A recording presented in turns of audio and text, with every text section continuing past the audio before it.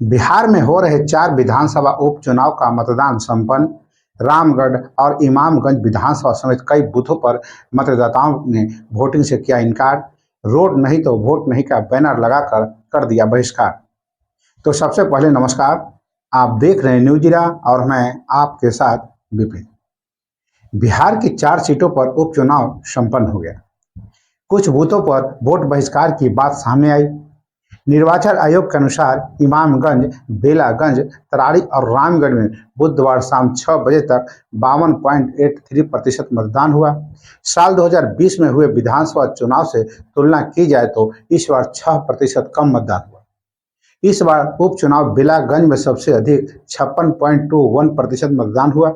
इसके बाद 3 विधानसभा चुनाव की बात करें तो रामगढ़ में 54.02%, इमामगंज में 51.01% और तराड़ी में 50.10% मतदान हुआ।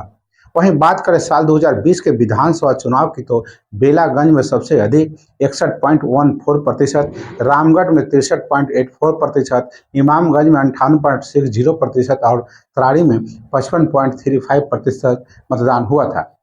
रामगढ़ और इमामगंज विधानसभा समेत कुछ बूथों पर मतदाताओं ने वोटिंग का बहिष्कार कर दिया। यहाँ के मतदाता रोड नहीं तो वोट नहीं का बैनर लगाकर बहिष्कार कर रहे थे। मतदाताओं ने बताया कि आज़ादी के बाद से उक्त गांव में आज तक न तो सड़क बना है और न ही नदी पर पुल, साथ ही कोई भी बुनियादी सुविधाएं उपलब्ध नहीं है। कई बार सांसद और विधायक से मिलकर शिकायत किया पर कुछ नहीं हुआ। राजनीतिक पंडितों की माने तो इस बार मतदाताओं में वोटिंग के प्रति उदासीनता दिखी। इसका असर चुनाव पर ना पड़ सकता है।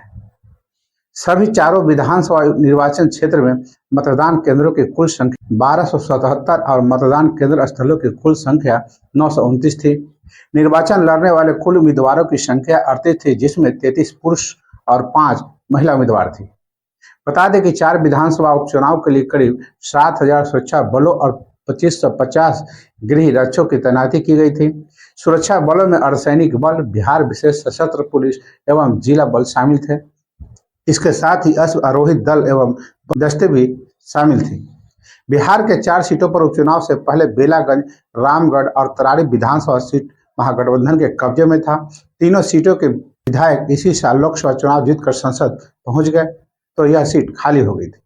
मात्र एक इमामगंज विधानसभा सीट राजद के खाते में थी। इसलिए इस बार राजद को अपनी तीनों सीटें बचाने की चुनौती है और लालू प्रसाद यादव अपने बेटे तेजस्वी यादव की प्रतिष्ठा बचाने के लिए खुद चुनाव प्रचार मैदान में उतरे थे। तो बस अभी के लिए इतना ही। आपने अभी तक मेरा चैनल को सब्सक्राइब और फॉलो नहीं किए हैं तो अवश्य कर ले। कोई सुझाव हो तो कमेंट बॉक्स में देना न भूलें। नमस्कार।